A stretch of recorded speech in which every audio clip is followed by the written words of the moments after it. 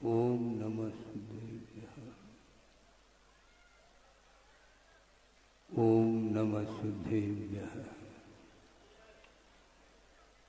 मंगलम भगवान मेरु मंगलम गौतमो गणे मंगलम कुंद कुंदाद्यो जैन धर्मोस्तु मंगलम सर्वमंगल मांगल्यम सर्वकल्याणकारकम प्रधानम सर्वधर्माणां जैनम जयतु शासनम।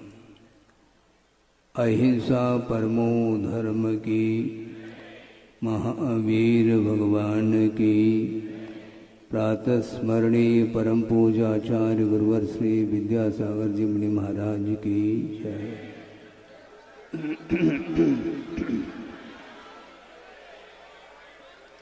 बोले परम पूज्य अभिनव आचार्य भगवंत श्री समय सागर जी महामुनिराज की आचार्य संघ की नमोस्तु गुरु।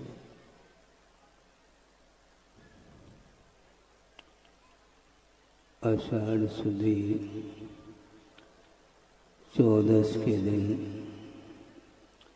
पूर्वाण काल में वर्षा योग संबंधी भक्तियों के पाठ के साथ वर्षा योग की स्थापना आचार्य गुरुदेव को परोक्ष रूप से स्मरण करते हुए स्थापित किया गया। और आज आप लोगों के बीच में यह कलश स्थापना के रूप में यह अवसर आया है। वस्तुतः गुरुदेव की ओर दृष्टि और उनका नामस्मरण जब करते हैं तो जगत शून्य महसूस होता है, क्योंकि गुरुदेव की दृष्टि हमेशा चतुर्विद संघ के लिए और भी यथा योग्य जो भव्य मुमुक्षु जीव हैं उनके लिए आत्म तत्व का बोध कराया है। संसार में, सांसारिक क्षेत्र में, भौतिक क्षेत्र में वैश्विक सुख सुविधा की अपेक्षा से बहुत सारे ज्ञान के केंद्र खुले हैं, यूनिवर्सिटीज हैं, कॉलेज हैं, स्कूल हैं, जिसमें जाकर के अध्ययन करता है कौन? अपने अपने परिवार के जो बेटे हैं, बेटियां हैं, वहाँ जाकर के अध्ययन करके आते हैं, किंतु उस अध्ययन के माध्यम से परमार्थ का बोध नहीं होता। आप ध्यान देंगे यह अवसर्पिणी है, बड़ा खेद का अनुभव होता है, क्योंकि गुरु के जो वचन, उनके जो आगम के आधार से जो प्रसंग हमें सुनने को मिले हैं उनको आत्मसात करने की आवश्यकता है। आगम के आधार से प्रसंगों को सुनना अलग वस्तु, और उन प्रसंगों को सुन करके मंच पर बैठ करके माइक के माध्यम से उनको और प्रचारित करना अलग वस्तु। किंतु जब तक साधक की दृष्टि उन गुरुओं के उन सूत्रों को आत्मसात करने का प्रयास नहीं करता है, तो कभी भी ये आगमकारों की उन्हीं का कहना है कि कभी भी आत्म साधना के बिना, आगम को आत्मसात किए बिना कभी भी आत्मा का उद्धार नहीं हो सकता। आचार्य महाराज का बार बार ये कहना है, उनका धैर्य देखो, किनका? तीर्थंकरों का। आप बिल्कुल ध्यान से सुनेंगे, संक्षेप कर रहा हूं क्योंकि आप लोगों ने काफी समय ले लिया है। हाँ। समय का कभी आदान प्रदान नहीं होता, किंतु व्यवहार की दृष्टि से ये बात कहने में आती है। समय काफी व्यतीत हुआ है और होता ही जा रहा है। आचार्य महाराज का ये कहना है, तीर्थंकरों का धैर्य देखो कि तीर्थंकर स्वयं दीक्षित होते हैं, उनको कोई दीक्षित नहीं करता, किंतु उनका अतीत जीवन तीर्थंकरों के पादमूल में व्यतीत होता है और षोडश कारण भावनाओं के माध्यम से तीर्थंकर प्रकृति का वो बंद करते हैं और कालांतर में जाकर के वह स्वयं दीक्षित होते हैं। इसलिए उनके लिए स्वयंभू यह संज्ञा प्राप्त होती है। और विस्मय की बात यह है कि दीक्षित होने के उपरांत, तीर्थंकरों की बात कर रहा हूं, तीर्थंकर दीक्षित होने के उपरांत मात्र केवल ज्ञान को छोड़ करके समस्त रिद्धियों से संपन्न होते हैं। इसके उपरांत वे मौन साधना करते रहते हैं। उनका धैर्य देखो। और हमारे पास थोड़ा सा ज्ञान हुआ नहीं, वह ज्ञान उछल कूद मचाता है। हाँ, उनका धैर्य देखो, बहुत कठिन है ये। और जिनका धैर्य निकटवर्ती विषयों को रंजायमान करने वाले विषय उपस्थित होने के बावजूद भी जिनका धैर्य स्खलित नहीं होता, उसको वृद्ध ऐसा कहा है।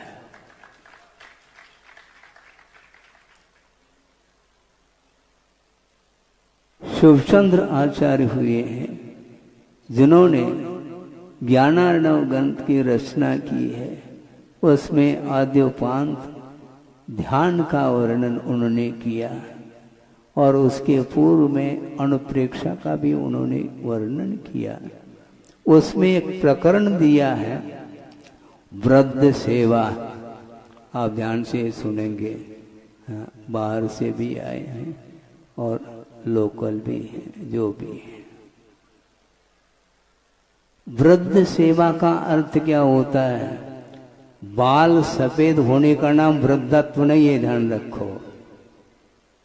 बाल सफेद हो गए, इसके उपरांत भी उसका नाम वृद्ध नहीं। वयोवृद्ध का नाम वृद्ध नहीं, किंतु पंचेंद्रिय के विषयों के बीच में बैठने के उपरांत भी मन को संयत बनाए रखना, यह वृद्धत्व है।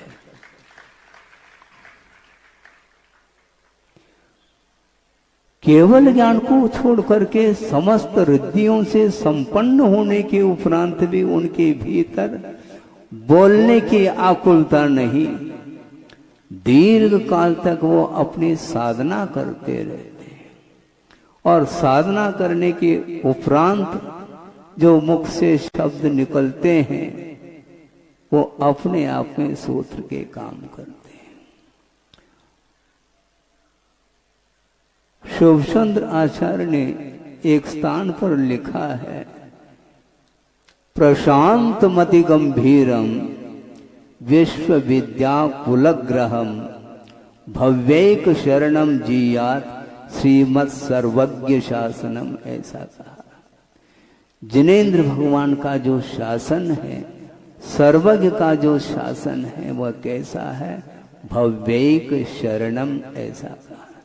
भव्य जीवों के लिए एकमात्र शरण लेने योग्य वह सर्वज्ञ का शासन हुआ करता है। वो कैसा है?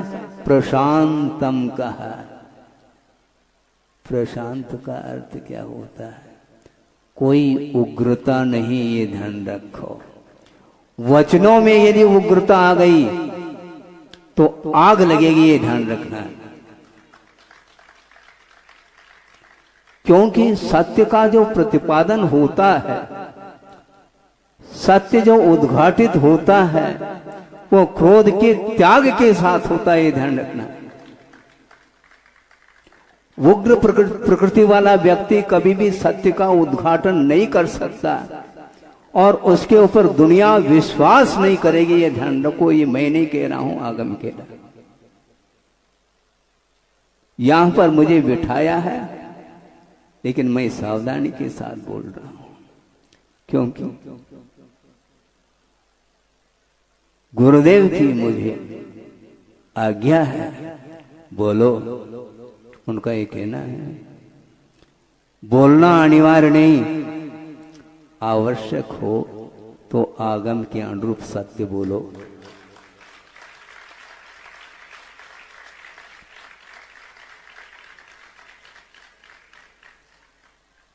बोलने की अनिवार्यता नहीं है, फिर भी यदि प्रसंग बनता है, आवश्यकता पड़ती है, मुमुक्षु भव्य जीव शरण लेने के लिए आता है, तो आगम के अनुरूप हित, मित और मिष्ट वचनों का प्रयोग करने के लिए कहा है। इसी को भाषा समिति बोलते हैं। जोर से बोलने का अर्थ ये नहीं कि वो उग्रता आ गई हमारे अंदर, ये ध्यान रखो। मैं जोर से बोल रहा हूं क्योंकि सत्य का उद्घाटन इसी ढंग से होता है, किंतु भाषा समिति से हट करके वचनों का प्रयोग कभी भी नहीं हो सकता। और दूसरी बात यह है, वह उग्रता आती क्यों है, क्रोध की उदीर्णा होती क्यों, इसके पीछे भी बहुत बड़ा रहस्य छुपा हुआ है, वह आपके सामने रखना चाहता हूं। किसी पर पदार्थ के प्रति किंचित मात्र भी यदि लोभ नहीं है तो वह क्रोध का सवाल ही नहीं होता। काय को क्रोध करेगा? पर वस्तु के प्रति आधिपत्य का जब सवाल आता है, उस समय ही वह आवेश में आता है। ख्याति, पूछा, लाभ, दूसरे के ऊपर अधिकार जमाने का जो भाव भीतर आता है और अधिकार यदि छिड़ने लग जाता है तो क्रोध की चिंगारी बाहर आती है।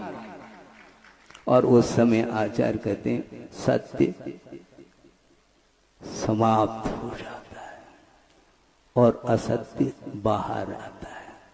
असत्य बोलने के लिए नहीं कहा, क्योंकि सर्वज्ञ का जो शासन है प्रशांतम ऐसा कहा, वह हमेशा शांत रहता है। कषाय की उदीर्णा संभव नहीं है। अति गंभीरम ऐसा कहा, उसमें उतावलपन नहीं है। समुद्र गंभीर होता है, हाँ, अपने तट का उल्लंघन वह नहीं करता। नदी कर सकती है, लेकिन जो सागर होता है वो शांत रहता है।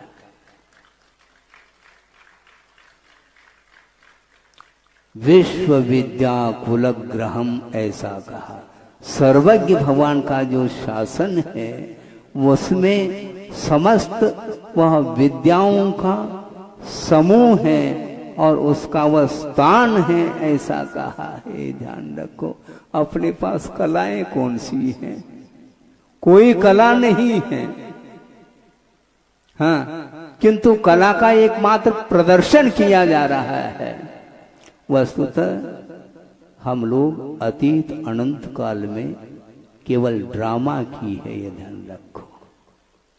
सिवाय ड्रामा के संसारी प्राणी ने और कुछ भी नहीं किया। इसमें प्रश्न होता है कि महाराज अभी तक ड्रामा ही करते आए हैं क्या? हाँ बिल्कुल, यदि ड्रामा नहीं करते तो यहाँ पर उपस्थित क्यों हैं हम? मैं अपने लिए कह रहा हूँ, ये ध्यान रखो, तनाव में नहीं आना, क्योंकि यह उपदेश मात्र श्रावकों के लिए नहीं, संबोधन स्वरूप संबोधन भी होता है। अपने आप को भी संबोधित करने के लिए बार बार गुरुदेव संकेत करते हैं। दूसरे के लिए उपदेश देना, कलाओं का प्रदर्शन करना सबको आता है, किंतु उस प्रदर्शन में आत्मा का दर्शन नहीं हो सकता, ये ध्यान रखो। आत्मा का निरंतर दर्शन करने वाला व्यक्ति, उसकी दृष्टि हमेशा अंतर्दृष्टि हुआ करती है, और अंतर्दृष्टि के फलस्वरूप ही विश्व की कल्याण करने का एक पवित्र भाव सामने आता है। केवल ख्याति, पूजा, लाभ इत्यादि को लेकर के जनमानस को आकर्षित करने का जो ध्येय बना लेता है, उसके माध्यम से कभी भी बंधुओं न स्व का हित हो सकता है, न पर का हित हो सकता है। हित जो होता है वह हित मित मिष्ट वचनों का प्रयोग करने में होता है, ये हमेशा ध्यान रखो। इसलिए भव्येक शरणम जिया श्रीमत् सर्वज्ञ शासनम, ऐसा शिवचंद्र आचार्य ने कहा है। इसलिए बार बार गुरुदेव का ये कहना है, एक हाइकू प्रसंग के अनुरूप याद आ गया जो गुरुदेव ने हम और आपके लिए दिया। उन्होंने क्या कहा? जीवनोद्देश्य, क्या कहा? जीवनोद्देश्य जनादेश पालन अनुपदेश। हो गई हाइकू। जीवन का उद्देश्य होना चाहिए जनादेश पालन में, जिनेंद्र भगवान के आदेश का पालन करने का उद्देश्य होना चाहिए, और वो भी अनुपदेश। बिना उपदेश दिए जिनेंद्र भगवान के आदेश का अनुपालन करने वाला जो व्यक्ति है, वह कभी भी आगम को साइड में रख करके कभी भी वह प्रवृत्ति नहीं कर सकता, और उसके माध्यम से सत्य का उद्घाटन होता है। निस्वार्थ निरपेक्ष भाव के साथ विश्व कल्याण करने की बात आती है, और उसमें मन में ये भी भाव आता है, मैं विश्व का कल्याण नहीं कर रहा हूँ। गुरुदेव का ये कहना है, कल्याण करने में मात्र मैं एक निमित्त हूँ। उसका पुण्य है, उसका उपादान है, उसकी योग्यता है। सोचो, विचार करो, 50, 55 साल में एकाकी होकर के आत्म साधना करते हुए विश्व के लिए प्रकाश दिया। इसके उपरांत कभी भी अपने मुख से ये नहीं कहा मैंने प्रकाश दिया है।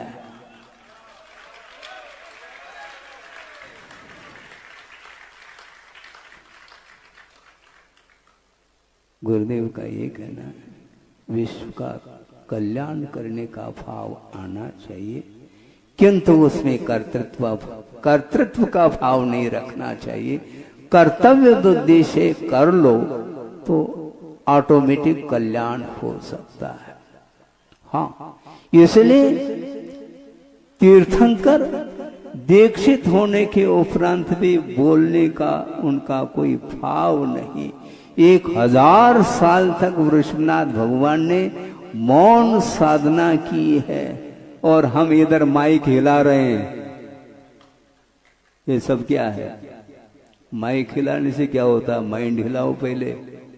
अपने मन में, अपना मन किस रूप में है, मन में कितने अनेक प्रकार के विकल्प उत्पन्न होते रहते हैं, और वह मानसिक सुख का अनुभव करना चाहता है। किंतु आचार्य कहते हैं सुख कितने प्रकार के होते हैं। शारीरिक सुख अलग है, मानसिक सुख अलग है, और आत्मिक सुख अलग है।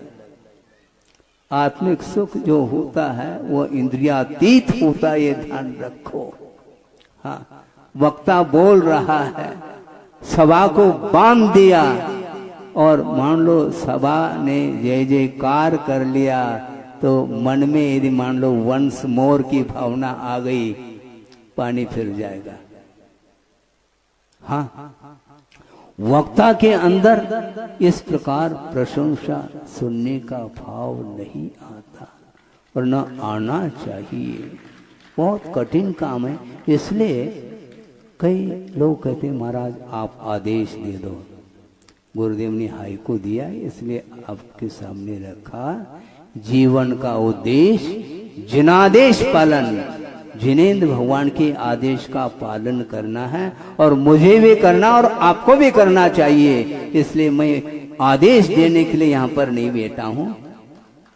फिर भी आगम के अनुरूप, प्रसंग के अनुरूप कोई प्रसंग प्रकरण बनता है तो गुरुदेव के आदेश के अनुरूप जो कर्तव्य की दृष्टि से जो करना है वह अलग वस्तु, किंतु आदेश का भाव कभी भी मन में नहीं आना चाहिए।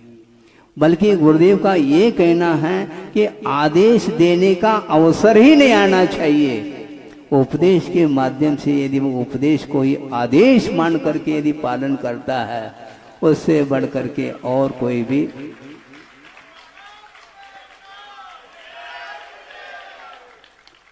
सही शिष्य, सही भक्त तो वही है। उपदेश को भी आदेश मानने का इतना समर्पण भाव आ गया उसमें, अब वह उसके भीतर कोई विकल्प नहीं उत्पन्न होता, कोई संदेह उत्पन्न नहीं होता, क्योंकि जिनेंद्र भगवान की आज्ञा, उनका जो आदेश है वह सर्वोपरि है। और जिनेंद्र भगवान का दर्शन न आप कर पा रहे हैं, न हम कर पा रहे हैं साक्षात, किंतु जिनबिंब का दर्शन करके हमें साक्षात प्रभु का दर्शन उसमें हो जाता है। इसलिए प्रभु का जो स्वरूप दर्शाने वाले हमारे गुरु हैं, ये ध्यान रखो। गुरुदेव रहे नहीं, किंतु ये ध्यान रखो गुरुदेव प्रत्येक व्यक्ति के हृदय में है। यदि आस्था है गुरु के प्रति, उसी के हृदय में गुरु विराजमान रहेंगे, अन्यथा ओम शांति। ओम शांति का अर्थ समझ में आता है कि नहीं? यदि आस्था नहीं है तो उसके हृदय में गुरु विराजमान नहीं हो सकते। बड़ी विचित्र दशा है संसारी प्राणी की, बहुत जल्दी भूल जाता है। आपने देखा है क्या? एक चिड़िया है और उसने बच्चे को जन्म दे दिया, और नवजात जो वह चिड़िया है वह, उसके पास पंख है नहीं है ना? हाँ, पंख बिल्कुल नहीं है, और वो चोंच को खोल करके चूं चूं चूं चूं चूं कर रही है। तो माँ जो है उसके लिए दाना ला करके डालती है, हाँ, डालती डालती डालती चली जाती है। प्रतिदिन सुबह शाम ये चलता है, क्रम चलता है, और धीरे धीरे धीरे वह चिड़िया बड़ी हो जाती है, पंख आ गए फुर, और माँ को भूल गई और पिता को भी भूल गया। यूं इसको बोलते हैं स्वार्थ परायणता। ये संसार का स्वरूप है। नहीं कृतमुपकारम साधवो विस्मरंती। वह सज्जन वह माना जाता है। साधु का अर्थ यहाँ पर साधु भी हो सकता है, साधु का अर्थ सज्जन पुरुष है, वह सज्जन पुरुष माना जाता है। किए हुए उपकारम तो उपकारों को कभी भी भूल नहीं सकता। एक आगम की बात मैं कह रहा हूं संक्षेप में, वह ये है कि आचार्यों ने ये कहा है कि निगोद पर्याय से ऊपर उठना दुर्लभ है, और मान लो उस दुर्लभता को पार कर गया वो, और द्वेंद्रिय तेंद्रिय पर्याय में, त्रस पर्याय में आ गया।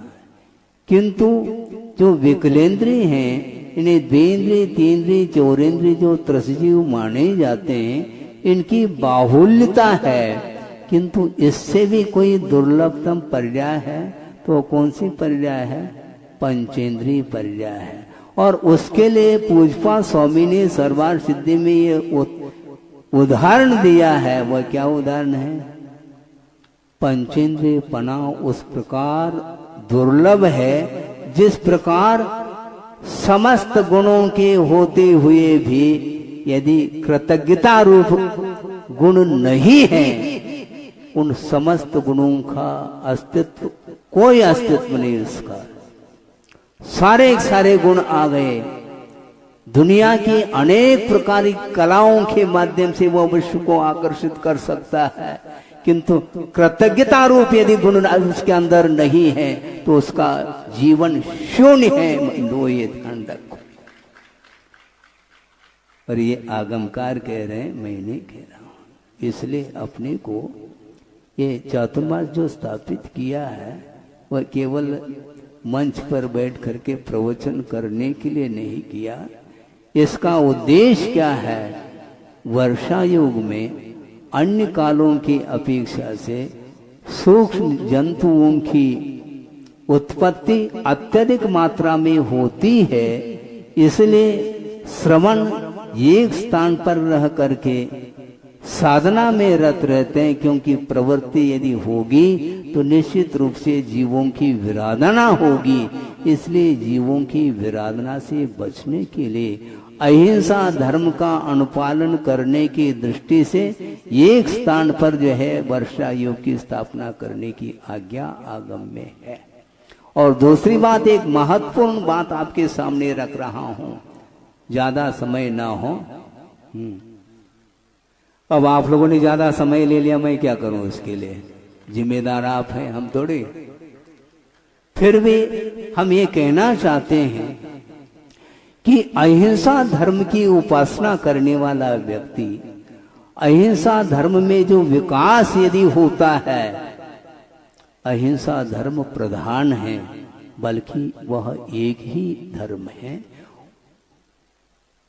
उसकी रक्षा यदि होगी, अहिंसा धर्म की रक्षा यदि होगी, तो सत्य धर्म के माध्यम से अहिंसा धर्म की रक्षा होगी। ये लिख करके रखो आप।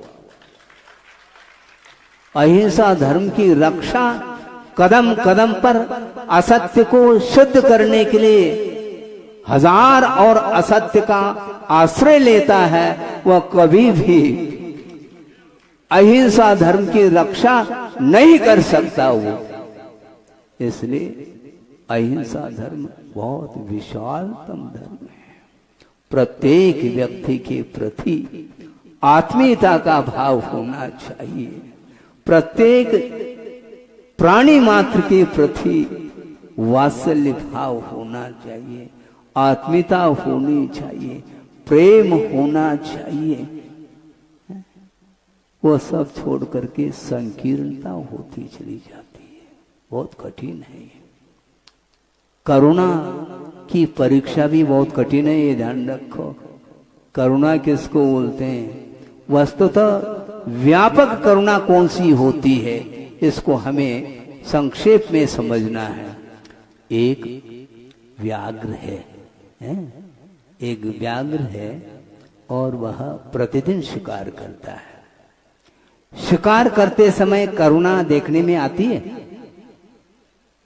नहीं आती। फिर करुणा कब देखने में आती है उस व्याघ्र की?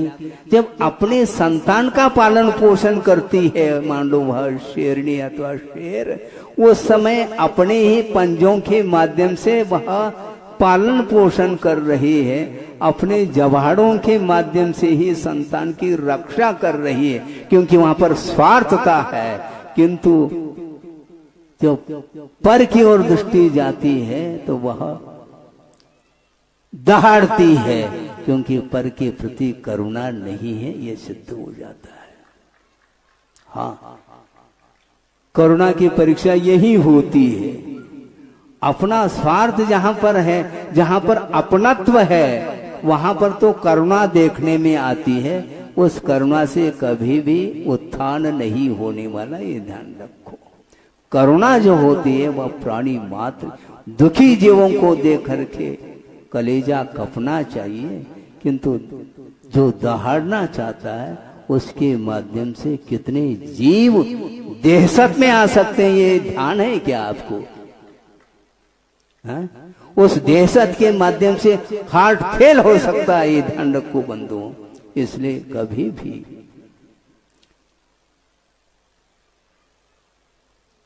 वचनों में माधुर्य होना चाहिए। वचनों में यदि मधुरता है तो निश्चित रूप से वह करुणा उसके अंदर से बाहर आ रही है, और उस करुणा के माध्यम से ही अहिंसा धर्म की रक्षा हो सकती है। और संसारी प्राणी स्वार्थ के पीछे कदम कदम पर वह क्या करता रहता है वो ही जाने। हम ज्यादा खोलना नहीं चाहते, क्योंकि संसार का स्वरूप सबको ज्ञात है, बल्कि भगवान भी हंसते होंगे हम लोगों के करतूत के ऊपर। भगवान कभी हंसते नहीं, लेकिन अतिशय के रूप में कहा जा रहा है। भगवान जो है 3 लोक पर विराजमान है, वो देखते होंगे तो क्या ड्रामा चल रहा है संसार में।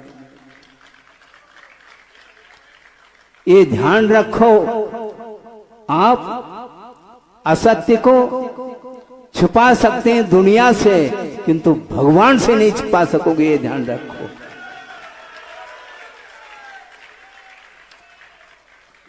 वो अंतर्यामी है, वो अंतर्यामी है, बोलते कुछ नहीं, और यहां पर भी नहीं बोलते वो भगवान, क्योंकि बोलने में सार नहीं है, क्योंकि बोलने की आवश्यकता उसके सामने है। जो हित चाहता है उसके लिए जो है हित मित मिष्ट वचनों का प्रयोग करने के लिए कहा है। जो अकड़ करके चलता है उसके लिए उपदेश नहीं है, ध्यान रखो। वो उपदेश का पात्र नहीं है। उपदेश सुनने का भी पात्र होना चाहिए। दान की परिभाषा क्या है? केवल आहार दान देने का नाम ही दान है क्या? ज्ञान दान उससे भी महान दान है ये अभय दान होना चाहिए। हम दहशत फैला रहे हैं, जबकि अभय दान होना चाहिए। अनुग्रहार्थम सस्याति सर्वो दानम, ऐसा उमा स्वामी का सूत्र आपके सामने रख रहा हूं। अनुग्रह करने के लिए दान दिया जाता है, और हम किसके लिए दान दे रहे हैं? दहशत के माध्यम से रौद्र ध्यान होता है, ध्यान रखो। धर्म ध्यान कभी भी बन नहीं सकता। हाँ, जो रौद्र ध्यान में यही होता है, क्योंकि इसके पीछे आधिपत्य है, सत्ता है, और जहां पर सत्ता की बात आती है वहां पर सत्य समाप्त होता है। सत्य को सुरक्षित रखना है तो अधिकार को बांध बूंद करके रखो आप। जिस प्रकार केशलोच को उखाड़ा जाता है बालों को, उसी प्रकार अधिकार के भाव को उखाड़ करके फेंको, तब सत्य पलने वाला। हाँ, कोर्ट में भी सत्य को पकड़ना बहुत कठिन है। कोर्ट भी बिक सकता है, ये ध्यान रखो।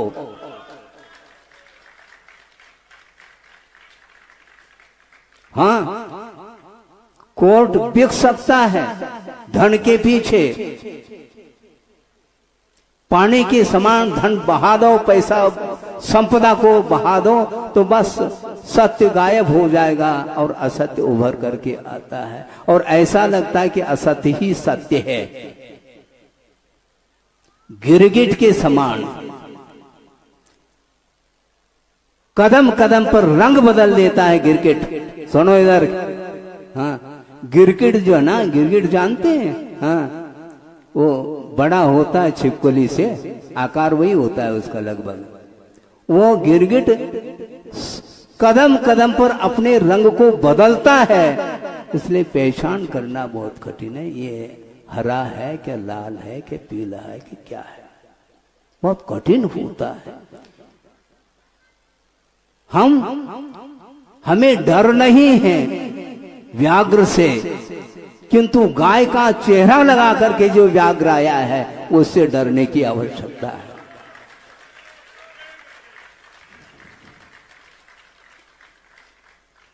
जो प्रकृति से व्याघ्र है वह पकड़ में आता है, किंतु वो व्याघ्र होकर के भी गिरगिट के समान कभी गाय का चेहरा लगा देता, कभी और का चेहरा लगा देता।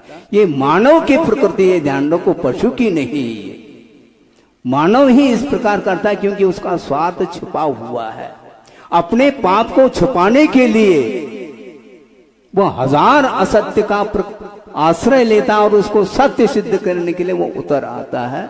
किंतु आचार्य कहते हैं इसके माध्यम से कभी भी धर्म सुरक्षित नहीं रह सकता, क्योंकि अहिंसा धर्म की रक्षा करना चाहो तो शांत भाव रखो। जिसके प्रभु शांत रहते हैं, इसलिए भवांतर से वैर लेकर के जो आया है पशु, वह भी उनके चरणों में जाकर के शांत बैठ जाता है। ये किसका प्रभाव है? ज्ञान का नहीं, ये कला का प्रभाव नहीं, ये वीतराग मुद्रा का प्रभाव है। और वीतराग मुद्रा का दर्शन करते ही भवांतर का वैर समाप्त हो जाता है। गाय और व्याघ्र दोनों एक साथ बैठे हैं। जैसे कभी कभी आप लोग स्नेह की अधिकता के कारण एक ही थाली में भोजन करते हैं, स्नेह रहता है, इसी को प्रेम भाव बोलते हैं। उसी प्रकार वो क्रूरता कहाँ चली गई? भवांतर का क्रूर जात्य वैर जिसको बोलते हैं, सारा सारा वैर एक साथ समाप्त हो जाता है। और प्रभु बोल भी नहीं रहे, किंतु दृष्टि नासा पे रख करके बैठे हैं, किंतु उनके चरणों को छोड़ करके बाहर जाने का मन नहीं होता। इसको बोलते हैं वीतरागता। ज्यादा मेरे पास समय नहीं है, आप लोग मानव हैं इसलिए समझ में आ जाना चाहिए। हाँ। बल्कि मानव के लिए ज्यादा समझाने की आवश्यकता पड़ रही है। ये कोर्ट कचहरी जितनी भी है पशुओं के लिए नहीं है, ध्यान रखो। पशु कभी जेल भेजा है पशु को? है? नहीं भेजा ना, भेजते किसके लिए? ये मानव की ही खोपड़ी, उसके लिए कोर्ट की आवश्यकता पड़ती है, थाने की आवश्यकता पड़ती है। इसीलिए अपना दिमाग को ठंडा रखो और ये ध्यान रखना कि कभी भी भूल करके भी सच्चे देव गुरु शास्त्र की अवमानना नहीं करना चाहिए। प्राण चले जाएं, लेकिन गुरु की अवज्ञा असह्य है, ये ध्यान रखो, सही नहीं है। जिन्होंने विश्व को प्रकाश दिया है और वो चले गए, किंतु क्या छोड़ करके चले गए?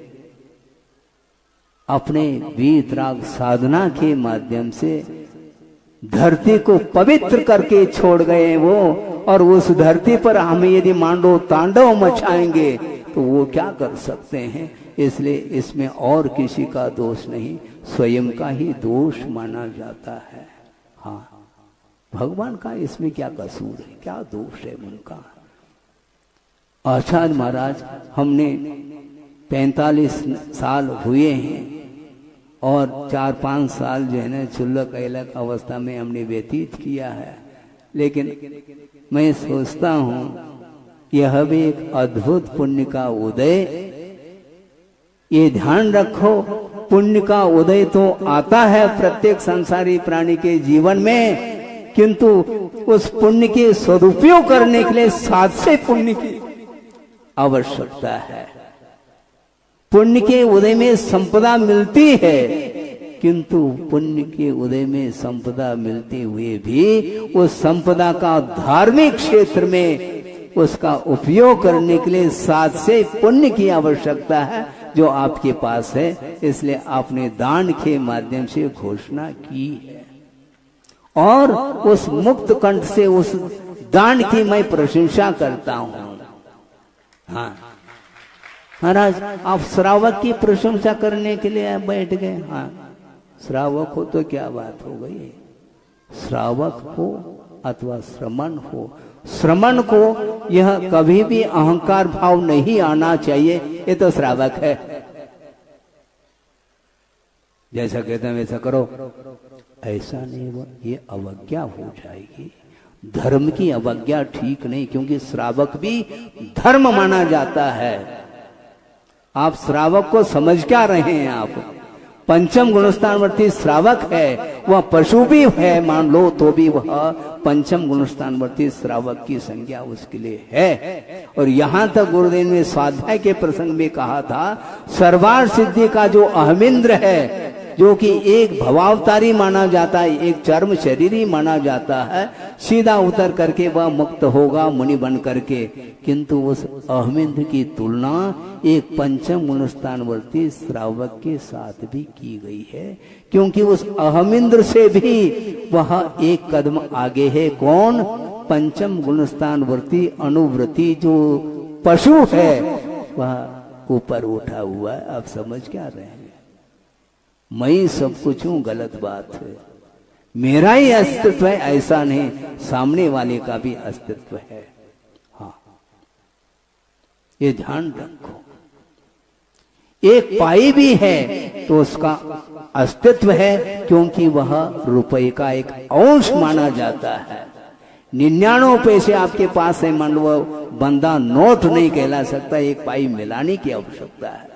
तो एक एक एक एक पाई मिल करके जिस प्रकार रुपया होता है, उसी प्रकार धीरे धीरे धीरे सम्यक ज्ञान का विकास होता है।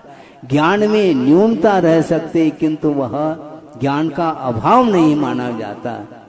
ज्ञान की न्यूनता मानी जाती है, किंतु आपके पास माइंड है और आप माइंडेड हैं, ये ध्यान रखो। हाँ, माइंड अलग और माइंडेड अलग है, क्योंकि खोपड़ी काम करती है, हमसे भी ज्यादा कर सकती है। हाँ, क्यों नहीं कर सकती? बिल्कुल, इसको भी मैं सिद्ध करूंगा। आगम है मेरे पास, आगम है। क्योंकि मान लो रोग हो गया तो आप किसके पास जाएंगे? मेरे पास, डॉक्टर के पास। इसका अर्थ उसका ज्ञान उसको है। रोग को दूर करने का जो ज्ञान वह मेरे पास नहीं, उसके पास है। इससे स्पष्ट है भिन्न भिन्न क्षेत्र संबंधी ज्ञान अलग अलग हुआ करता है। इसलिए वस्तुतः अहिंसा धर्म की उपासना करने के लिए सत्य का पालन करो, सत्य की रक्षा करो। और जो सत्य की रक्षा करने में वह रात दिन वह एक कर रहा है, उससे बढ़ करके और कोई भी प्रभावना करने वाला दुनिया में व्यक्ति नहीं है। चाहे वह श्रावक हो, चाहे वह श्रमण हो, सत्य की रक्षा हो तो निश्चित रूप से अहिंसा की विजय होगी। इतना कह करके इस विषय को समाप्त करता हूं, क्योंकि समय हो गया है। आप 4 महीने तक आप सुनेंगे, आपने कहा था, लेकिन ये ध्यान रखो 4 महीने नहीं, दिवाली कितने दिन की बची बता? 1 नवंबर को दिवाली है, 96 दिन बचे हैं। ध्यान रखो, 4 महीने नहीं है। 4 महीने में 120 दिन चाहिए, लगभग जो है 10-12 दिन निकल चुके हैं, फिर निकलेंगे। इसलिए ज़्यादा समय नहीं लेना चाहता, लेकिन इस देशना को जो आगम के अनुरूप आपके सामने विषय रखा है, ये बहुत ही हर्ष का विषय मैं मानता हूँ। कम से कम आप लोगों को सुनने के लिए ये पुण्य का अवसर मिला है। और ये मेरी वाणी नहीं, ये जिनवाणी है अथवा गुरु की वाणी है। इसलिए गुरु की आज्ञा, गुरु का आदेश और प्रभु का आदेश सर्वोपरि है। और इसको छोड़ करके अन्यत्र यदि जाओगे तो निश्चित रूप से आत्मा का पतन होगा। आत्मा का उत्थान करने के लिए हमें हमेशा परमार्थ के शरण में आना चाहिए। अर्थ को छोड़ करके परमार्थ के शरण में आओ और सच्चे देव शास्त्र गुरु की उपासना करने के लिए निरंतर कटिबद्ध हो जाओ, तो निश्चित रूप से वह परमात्म तत्व हाथ लग सकता है और अनंत काल के लिए संसार से मुक्त होकर के स्वतंत्रता का अनुभव कर सकते हैं। सबको स्वतंत्रता मिले, इस पवित्र भावना के साथ अहिंसा परमो धर्म की जय।